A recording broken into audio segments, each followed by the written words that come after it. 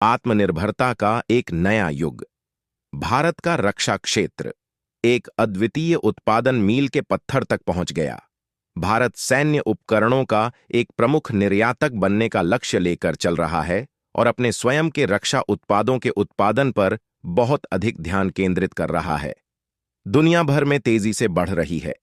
भारत में बने तेजस की मॉन्ग sniper rifle, bullet proof jacket और जंगी जहाज, भारतीय हेलमेट और यहां तक सैनिकों के जूते भी भारत में ही बन रहे हैं। मांग भी दुनिया भर के देशों से हो रही है। रक्षा आयातक से निर्यातक तक भारत की यात्रा। भारत ने अपनी रक्षा विनिर्माण क्षमताओं का विस्तार करने में महत्वपूर्ण सफलता हासिल की।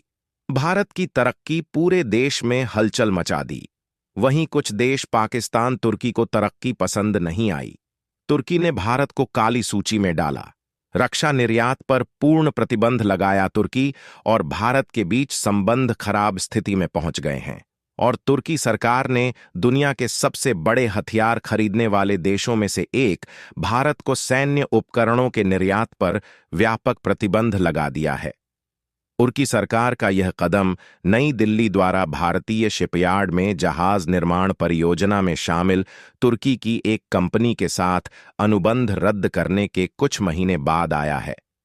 तुर्की सरकार ने इस संबंध में कोई बड़ी सार्वजनिक घोषणा नहीं की है, लेकिन तुर्की की संसद में बंद कमरे में यह फैसला लिया गया है।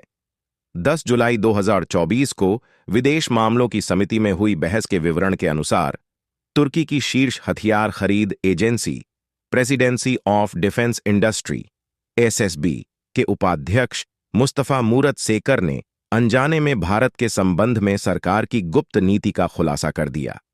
तुर्की सरकार के इस कदम से भारत को कोई आश्चर्य नहीं होना चाहिए, क्योंकि भू रणनीतिक मुद्दों की बात करें तो दोनों देश खुद को विपरीत कोनों में खड़ा पाते हैं। तुर्की और पाकिस्तान के बीच बढ़ती नजदीकियों के साथ ही भारत अंतर्राष्ट्रीय मुद्दों पर तुर्की के खिलाफ खड़ा होता जा रहा है। अर्मेनिया, अजरबैजान संघर्ष में उसका पक्ष लेने के बाद नई दिल्ली ने यह स्पष्ट कर दिया है कि वह एजियन सागर में तुर्की और ग्रीस के बीच संघर्ष में ग्रीस का पक्ष ले रहा है।